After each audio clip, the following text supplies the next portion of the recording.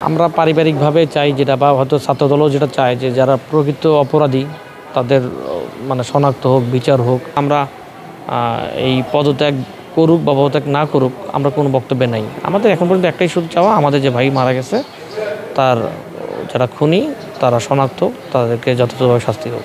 এখন ধরেন আমরা পারিবারিকভাবে চাই যেটা বা হয়তো ছাত্রদলও যেটা চায় যে যারা প্রকৃত অপরাধী তাদের মানে শনাক্ত হোক, বিচার হোক।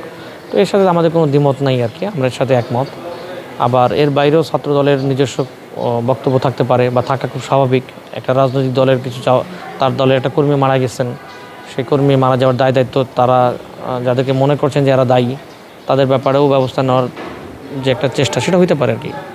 আমরা সেখানেও ডিফার করছি না। ব্যক্তি মানে পারিবারিক চাওয়া এবং দলের চাওয়া এটা মানে একসাথে অভিন্ন হতে পারে, আবার ভিন্ন হতে পারে। এটা সমস্যা কিছু না কি।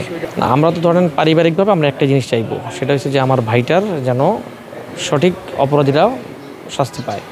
আর ঢাকা বিশ্ববিদ্যালয়ের ভিসি কিংবা অন্যান্য প্রশাসন বা পুলিশ প্রশাসন কোনো গাফিলতি করছে কি না, সেই গাফিলতির কারণে আমার ভাইটা মারা গেছে কিনা বা তার খুনিটা ধরা পড়তেছে কি না, এটা দেখার যে একটা দায়িত্ব, এটা আমাদের মানে পরিবার থেকে তো আছেই। এটা ছাত্রদলও তার জায়গা থেকে তারা দাবি করছেন, জানাচ্ছেন।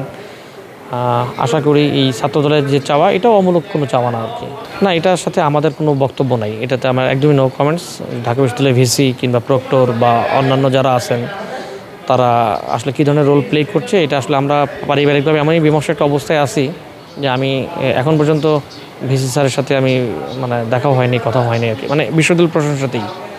তো ফলে তাদের কর্মকাণ্ডগুলো কেমন এটা আসলে আমরা জানি না। তো ফলে আসলে আমরা এই পদত্যাগ করুক বা পদত্যাগ না করুক আমরা কোনো বক্তব্যে নাই। আমাদের এখন পর্যন্ত একটাই শুধু চাওয়া, আমাদের যে ভাই মারা গেছে তার যারা খুনি তারা শনাক্ত, তাদেরকে যথাযথভাবে শাস্তি হোক।